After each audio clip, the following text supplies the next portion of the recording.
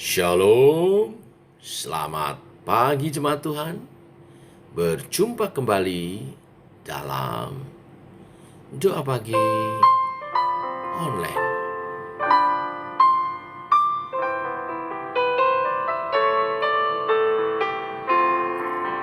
Tetap setia. Selidiki aku, lihat hatiku. Apakah ku sungguh mengasihimu, Yesus? Kau yang Maha Tahu dan menilai hidupku.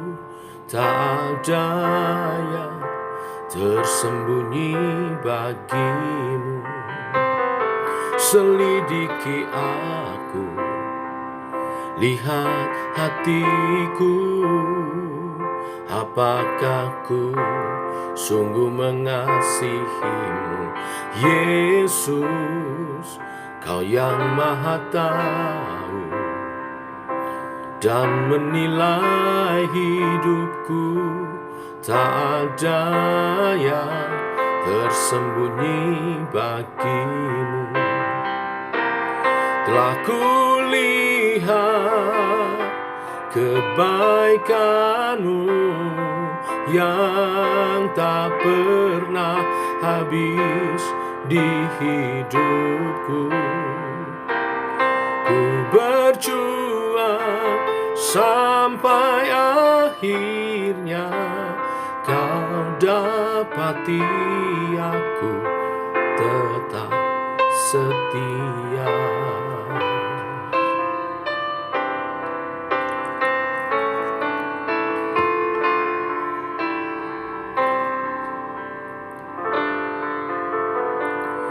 Selidiki aku, lihat hatiku. Apakah ku sungguh mengasihimu, Yesus? Kau yang Maha Tahu dan menilai hidupku. Tak ada yang tersembunyi bagimu. Telah kulihat kebaikan-Mu yang tak pernah habis di hidupku. Ku berjuang sampai akhirnya Kau dapati aku tetap setia.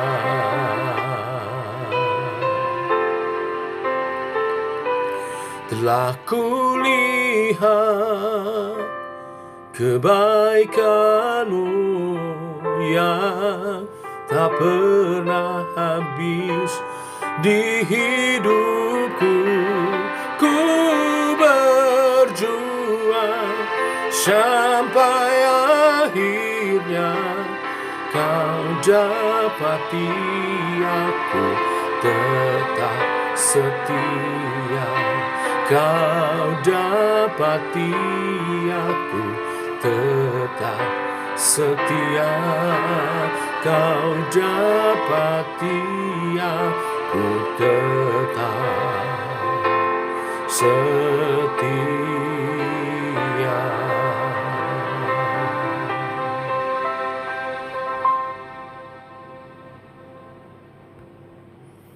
Biarlah pujian ini menjadi kerinduan setiap kami untuk dapat didapati tetap setia sampai masa akhir hidup kami. Allah Roh Kudus, pimpin kami, teguhkan oleh kebenaran firman dalam nama Tuhan Yesus Kristus. Amin. Bapak Ibu, firman Tuhan pada pagi hari ini kita melanjutkannya 1 Raja-Raja pasal 11 ayat 1 sampai dengan ke-13. Kejatuhan Salomo. Demikian firman Tuhan. Adapun Raja Salomo mencintai banyak perempuan asing Di samping anak Firaun, ia mencintai perempuan-perempuan Moab, Amon, Edom, Sidon, dan Het. Padahal tentang bangsa-bangsa itu, Tuhan telah berfirman kepada orang Israel, "Janganlah kamu bergaul dengan mereka, dan mereka pun janganlah bergaul dengan kamu. Sebab sesungguhnya mereka akan mencondongkan hatimu kepada allah-allah mereka." Hati Salomo telah terpaut kepada mereka dengan cinta. Ia mempunyai 700 istri dari kaum bangsawan dan 300 gundik. Istri-istrinya itu menarik hatinya daripada Tuhan. Sebab pada waktu Salomo sudah tua, istri-istrinya itu mencondongkan hatinya kepada allah-allah lain, sehingga ia tidak dengan sepenuh hati berpaut kepada Tuhan Allahnya, seperti Daud ayahnya. Demikianlah Salomo mengikuti Asitoret, dewi orang Sidon, dan mengikuti Milkom, dewa kejijikan, sembahan orang Amon. Dan Salomo melakukan apa yang jahat di mata Tuhan, dan ia tidak dengan sepenuh hati mengikut Tuhan seperti Daud ayahnya. Pada waktu itu Salomo mendirikan bukit pengorbanan bagi Kamos, dewa kejijikan, sembahan orang Moab, di gunung di sebelah timur Yerusalem, dan bagi Molok, dewa kejijikan sembahan Bani Amon. Demikian juga dilakukannya bagi semua istrinya. Orang-orang asing itu yang mempersembahkan korban ukupan dan korban sembelihan kepada allah-allah mereka. Sebab itu Tuhan menunjukkan murkanya kepada Salomo, sebab hatinya telah menyimpang daripada Tuhan Allah Israel, yang telah 2 kali menampakkan diri kepadanya, dan yang telah memerintah kepadanya dalam hal ini supaya jangan mengikuti allah-allah lain. Akan tetapi ia tidak berpegang pada yang diperintahkan Tuhan. Lalu berfirmanlah Tuhan kepada Salomo, "Oleh karena begitu kelakuanmu, yakni engkau tidak berpegang pada perjanjian dan segala ketetapanku yang telah kuperintahkan kepadamu, maka sesungguhnya aku akan mengoyakkan kerajaan itu daripadamu dan akan memberikannya kepada hambamu. Hanya pada waktu hidupmu ini aku belum mau melakukannya, oleh karena Daud ayahmu, dari tangan anakmu lah aku akan mengoyakkannya. Namun demikian, kerajaan itu tidak seluruhnya akan kukoyakkan daripadanya. 1 suku akan kuberikan kepada anakmu, oleh karena hambaku Daud dan oleh karena Yerusalem yang telah kupilih."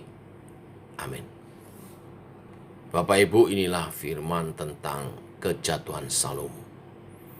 Manusia paling bijak pada waktu itu, bahkan mungkin hingga kini, tetapi jatuh dalam dosa penyembahan berhala karena kebodohannya. Keberdosaan Salomo tidak langsung mulai dengan dosa penyembahan berhala. Dosanya dimulai dari hal yang sepertinya tidak terlalu berbahaya, yaitu ia mencintai banyak perempuan asing. Dalam 1 Raja-Raja 3 ayat 14, Tuhan telah menyatakan syarat agar Salomo dan kerajaan Israel harus terus menikmati berkat Tuhan, yaitu dengan hidup menurut jalan yang telah Tuhan tunjukkan. Salomo gagal melakukan itu dengan mencintai perempuan-perempuan asing. Walaupun Tuhan telah melarangnya di dalam Ulangan 7 ayat 1-4, mengapa Tuhan tidak mau orang Israel kawin campur dengan penduduk Kanaan? Karena perkawinan itu akan menyeret umat Tuhan menjadi penyembah berhala. Larangan Tuhan diberikan olehnya agar kita tidak menjalani hidup yang rusak. Allah mau umatnya menikmati dirinya dan hidup dalam anugerahnya. Itulah sebabnya dia memberikan peraturan-peraturan. Salomo mengabaikan peraturan itu. Nikahi siapa saja yang menarik hatinya, sehingga dia mempunyai 700 orang istri berdarah bangsawan dan 300 orang gundik. Alkitab mengatakan bahwa pengaruh perempuan-perempuan asing itu perlahan-lahan mengubahkan iman Salomo. Dia tidak langsung dipikat dan dijauhkan dari Tuhan. Tetapi ketika ia telah menjadi tua, Pengaruh yang begitu besar ini membuat orang sebijak Salomo, orang paling bijak, tidak lagi memegang kebenaran. Dari kisah kejatuhan Salomo kita melihat 3 hal. Yang pertama, tidak ada dosa yang langsung menunjukkan dampak buruknya. Semua dosa akan memulai godaannya dengan satu perbuatan yang kecil dan tersembunyi. Salomo digoda dengan kesenangannya akan perempuan-perempuan. Salomo dipikat oleh keinginan dagingnya, dan karena itu perlahan-lahan dia makin menjauhi Tuhan. Bapak Ibu jemaat Tuhan, kita semua akan memiliki kecenderungan untuk terus menjauhi Tuhan tanpa kita sadari. Mungkin malas berdoa, malas mempelajari firman Tuhan, malas bersaat teduh. Hal-hal kecil kelihatannya, tapi itu semua akan menjauhkan kita sedikit demi sedikit dari Tuhan. Selain kemalasan, mungkin juga ada dosa-dosa kenikmatan yang tersembunyi, yang orang lain tidak tahu. Kita berpikir itu tidak jadi masalah, karena tidak mengganggu orang lain. Tapi tanpa kita sadari, membawa orientasi hidup kita bukan kepada Tuhan. Semua itu tidak boleh dibiarkan. Semua akan menjadi jerat yang semakin lama semakin membuat kita terpuruk dan tenggelam dalam kecemaran. Kalau Salomo, orang yang paling berhikmat, bisa jatuh, apalagi kita. Oleh sebab itu, kita mesti waspada. Hal-hal sepele, kecil yang kelihatannya, yang menjauhkan diri kita dari Tuhan, harus kita hentikan, harus kita lawan. Yang kedua, kita belajar bahwa Salomo jatuh dalam dosa penyembahan justru ketika dia dalam berkat yang berkelimpahan luar biasa. Salomo diberikan hikmat, kekayaan, tahta yang kuat dan besar.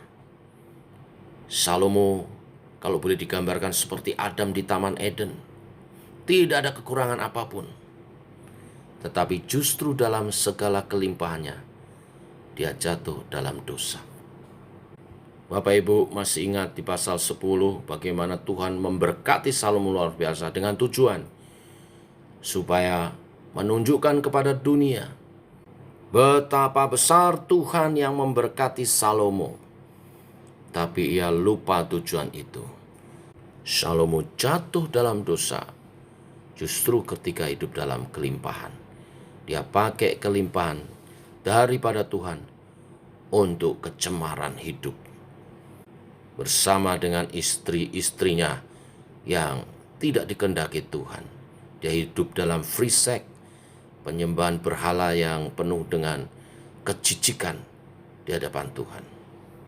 Poin yang kedua ini mengingatkan kepada kita segala berkat yang Tuhan limpahkan haruslah dipakai untuk kemuliaan nama Tuhan di dalam kekudusan. Yang ketiga, Tuhan menghukum Israel. Tuhan menghancurkan apa yang Dia sendiri telah bangun bagi Salomo. Tuhanlah yang memberikan bangsa yang besar kepada Salomo. Sekarang Tuhan akan memecahkannya. Mari kita merenungkan setiap murka dan penghakiman Allah. Mengapa Tuhan murka? Karena Salomo membuang kebenarannya. Sekarang juga Tuhan membuang keutuhan kerajaannya. Satu-satunya alasan Salomo tidak menyaksikan ini adalah karena janji Tuhan kepada Daud, ayahnya. Keberdosaan Salomo membuat segala hal yang dibangun perlahan-lahan dengan penuh kesulitan menjadi hancur. Ini peringatan bagi setiap kita, apa yang kita mulai dengan roh, jangan mengakhirinya dalam kedagingan. Jika kita jatuh dalam dosa, segera bertobat, karena setiap dosa pasti membawa akibat. Melalui firman Tuhan ini, kita diingatkan, hal-hal baik yang kita bangun dalam hidup ini akan menjadi rusak karena dosa kita. Jangan hancurkan apa yang kita telah bangun dengan mempersembahkan diri kepada iblis untuk dipakai olehnya dalam merusak pekerjaan Tuhan. Kiranya ini menjadi peringatan bagi kita semua. Amin. Mari kita berdoa.